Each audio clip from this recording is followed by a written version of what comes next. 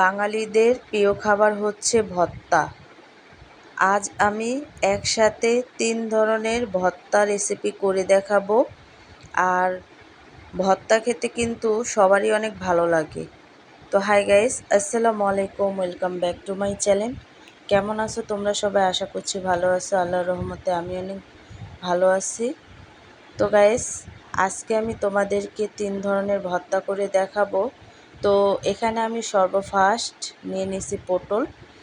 আর এই পটলটাকে আমি খোসা সহকারেই কিন্তু ছোট ছোট কিউব করে টুকরা করে নেব। তোমরা চাইলে ছিলে তারপরে কিন্তু এই পটলটা দিয়ে ভর্তা করতে পারো। তো পটলটা না ছিলেই কিন্তু ভর্তাটা করলে অনেকটা ভালো লাগে, টেস্টি লাগে। তো ভিডিওটি ফার্স্ট থেকে লাস্ট পর্যন্ত দেখতে থাকো, আশা করছি ভালো লাগবে। আর ভালো লাগলে প্লিজ একটি লাইক আর একটি সাবস্ক্রাইব করে পাশে থাকবে। তো পটলগুলো কিন্তু কাটার আগে আমি ফ্রেশ করে নিচ্ছি, একেবারে ধুয়ে তারপরে কিন্তু এই পটলগুলো আমি কেটে নিচ্ছি। আর ছোট ছোট করে কেটে নিলে অনেকটা সুবিধা হয় আর কি সিদ্ধ করতে বা ভাজতে। তো এভাবে ছোট ছোট টুকরো করে কিন্তু আমি কেটে নিছি। তো কেটে নেওয়ার পরে একটা হাঁড়িতে আমি দিয়ে দিছি তেল, আর তেলের সাথে দিয়ে দিছি হচ্ছে কাঁচামরিচ। যেহেতু আমি কাঁচামরিচ দিয়ে ভর্তাটা করব, তার জন্য কিন্তু ছোট ছোট করে কাঁচামরিচটাকে আমি ভেজে নিছি। আর ভেজে নেওয়ার পরে কিন্তু এখানে আমি অ্যাড করে দিছি পটল। আর এই পটলগুলো আমি একেবারে ঝাঁঝালো করে তারপরে কিন্তু ভেজে নেব। তো দেখো, পটলগুলো কিন্তু একেবারেই ঝাঁঝালো হয়ে গেছে। আর আমি তোমাদেরকে টেক্সচারটা সামনে থেকে দেখাচ্ছি। আর এমন ঝাঁঝালো টেক্সচারটা কিন্তু আমাদেরকে স্মোকিং একটা ফ্লেভার দিতে সাহায্য করে। তো পটলটা ভাজা হয়ে গেলে এখানে আমি অ্যাড করে দিচ্ছি পেঁয়াজ। আর এই পেঁয়াজটাকেও কিন্তু আমি ঝাঁঝালো করে ভেজে নেব। তো পেঁয়াজটা ভাজা হয়ে গেলে এই পর্যায়ে এসে এখানে আমি অ্যাড করে দিচ্ছি রসুন। তো রসুনটাকেও আমি হালকা ভেজে নেওয়ার পরে এখানে আমি অ্যাড করে দিচ্ছি শুটকি।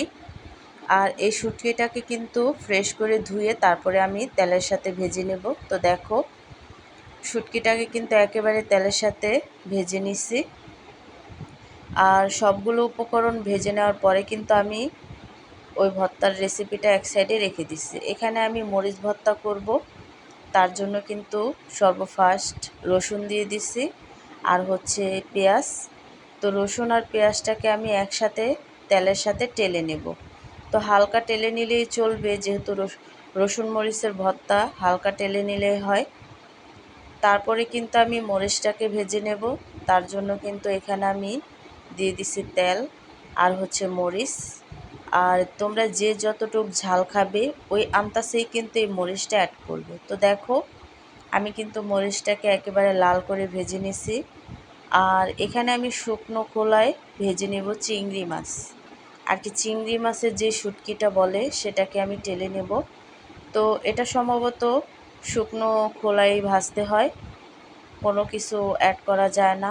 তো দেখো, আমি কিন্তু লাল করে ভেজে নিছি। তো ভেজে নেওয়ার পরে এখন ভর্তা বেটে নেওয়ার পালা। তো এখানে আমি স্বাদ মতো লবণ দিয়ে দিছি, দেওয়ার পরে কিন্তু আমি ভর্তাটা বেটে নেব। তোমরা চাইলে ব্লেন্ডারের সাহায্যেও তৈরি করে নিতে পারো। তো এখানে আমি মরিচ ভর্তা করব, তার জন্য কিন্তু দিয়ে দিছি শুকনো মরিচ। আর শুকনো মরিচটাকে কিন্তু আমি ভালো করে বেটে নিচ্ছি। নেওয়ার পরে এখানে রসুন আর পেঁয়াজ টালাটা দিয়ে দিছি, আর হয়ে গেছে ভর্তাটা। তো এইভাবে করে আরেক রকমের ভর্তা আমি করে নিব। এখানে আমি চিংড়ি, শুটকি, কাঁচা পেঁয়াজ আর হচ্ছে মরিচ টালা নিয়ে নিছি, আর হচ্ছে স্বাদমতো লবণ দিয়ে ভর্তাটাকে আমি করে নেব। তো দেখো, চিংড়ির শুটকির ভর্তাটাও কিন্তু হয়ে গেছে। এভাবে করে আমি 3 রকমের ভর্তা রেডি করে ফেলছি। আর এখন যেহেতু একটু একটু বৃষ্টির ভাব, তো সেই ক্ষেত্রে কিন্তু এমন ভর্তা হলে কথাই নেই, খেতে কিন্তু দুর্দান্ত লাগে। আর বাঙালিদের প্রিয় খাবারই হচ্ছে ভর্তা আর ভাত। তো এমন ভর্তা কার কার পছন্দ সবাই কমেন্টে জানাবে। তো আমি কিন্তু অনেকটা ঝাল দিছি, ঝাল আমার অনেক প্রিয়। তো এভাবে ঝাল ঝাল করে ভর্তাটা খেলে অনেকটা ভালো লাগে। তো আজকের রেসিপিটা কেমন লাগছে অবশ্যই কিন্তু কমেন্টে জানাবে। তো অন্য কোনো রেসিপি নিয়ে তোমাদের মাঝে আবার চলে আসব। আজকে এই পর্যন্তই। সবাই সুস্থ থাকবে।